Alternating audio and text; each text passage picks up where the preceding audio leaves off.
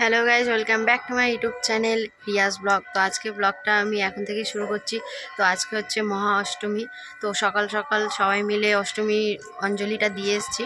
তো তোমাদের সাথে তখন শেয়ার করতে পারিনি, কারণ তাড়াহুড়ো করে চলে গিয়েছিলাম আর আমি একটু লেট হয়ে গেছিলাম, তো যার কারণে দেখাতে পারিনি। তো এখন অঞ্জলি দেওয়া হয়ে গেছে আর দিয়ে চলে এসেছি।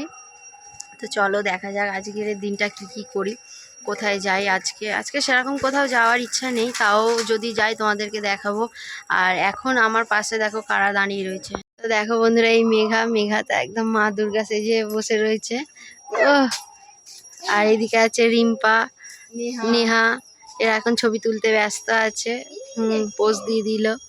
তো এর আর কি হবে, ঘেমে সব মেকআপ গলে গেছে মেঘার, পুরো বোঝাই যাচ্ছে। দেখ, এইদিকে রূপসা রয়েছে। রূপসা ও বেকার, ওর দ্বারা কিছু হবে না। চলো আমি এখন কাজগুলো গুছিয়ে নিই। তো তাড়াহুড়ো করে চলে গিয়েছিলাম, যেসব জামাগুলো কাল রাতে পরেছিলাম সেগুলো কিছু ধোয়া হয়নি, তো সেগুলো এখন ধুই। তারপরে যাব, তারপরে বাড়ি যাব, যেহেতু পুজো বলে কথা, পুজোতে তো বাড়ি যেতে হবেই। তো যাব, মার সাথে দেখা করতে যাব। এখন কাজগুলো গুছিয়ে নিই তাড়াতাড়ি করে, তাহলে চলে আসবো। তারপর বাড়ি গিয়ে তোমাদের সাথে আবার দেখা করছি। তো বন্ধুরা, বাড়ি গিয়েছিলাম। বাড়ি থেকে চলে আসার পর সেই দিনটা, অষ্টমীর দিনটা, আমি আর কোথাও ঘুরতে গেলাম না। তো পাশের পাড়ায় দুটো ঠাকুর উঠেছিল, তো সেখানেই গিয়েছিলাম। তো পাশের পাড়ায় গিয়ে যে প্রথম যে ঠাকুরটা ছিল সেটাই তোমাদের সাথে শেয়ার করলাম, দেখালাম।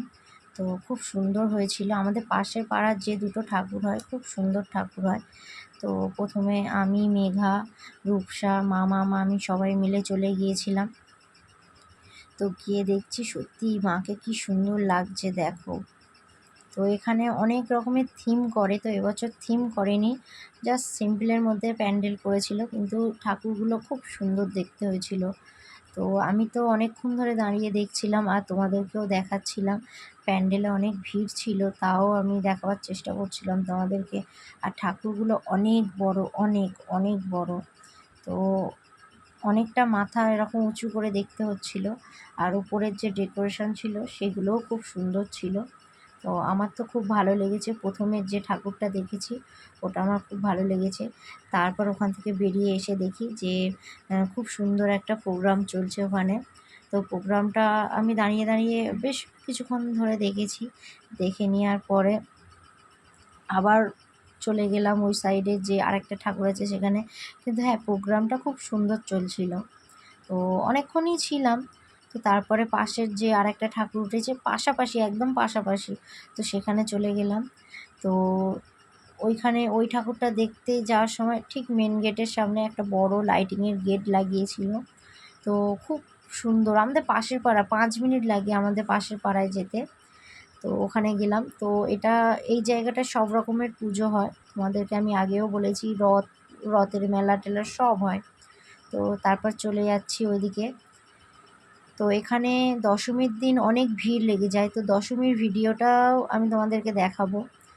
তো দেখো, এখন আমি যাচ্ছি ওই ঠাকুরটা দেখতে। তো এখানে করেছিল পাখিদের নিয়ে কিছু একটা প্যান্ডেল করেছিল। তো প্যান্ডেলটা আমার অতটা ভালো লাগেনি, কিন্তু হ্যাঁ, ঠাকুরটা খুব ভালো লেগেছিল।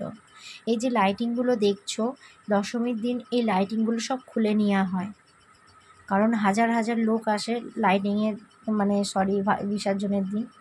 তো এখানেও প্রোগ্রাম চলছে, যেহেতু দুটো ক্লাবের রেষারেষি হয়, ঠিক আছে। তো এখানেও প্রোগ্রাম চলছিল। তো এখানে আর দাঁড়াইনি, তো ডাইরেক্ট চলে গিয়েছিলাম। আগে মণ্ডপে গিয়েছিলাম মাকে দেখার জন্য। দেখতেই পাচ্ছ প্যান্ডেলটা আমার খুব একটা ভালো লাগেনি, ঠিক আছে। কেমন টাইপের, একটা থিম করতে চেয়েছিল, কিন্তু থিমটা ঠিক অতটাও ভালো হয়নি। তো যাই হোক, যেমনই হোক, খারাপ হয়েছে এটা বলবো না, মোটামুটি ভালোই হয়েছিল। তো ঠাকুরটা দেখো, এখানে ঠাকুরও খুব সুন্দর হয়, খুব সুন্দর ঠাকুর এখানে।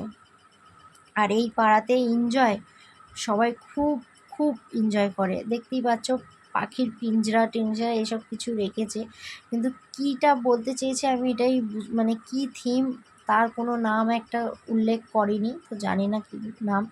তো সত্যি বলবো, এই পাড়ার সবাই খুব এনজয় করে। ওদের পাড়া এমনই একটা পাড়া যে ধারণার বাইরে। এরপর আর ভিডিওটা কন্টিনিউ করতে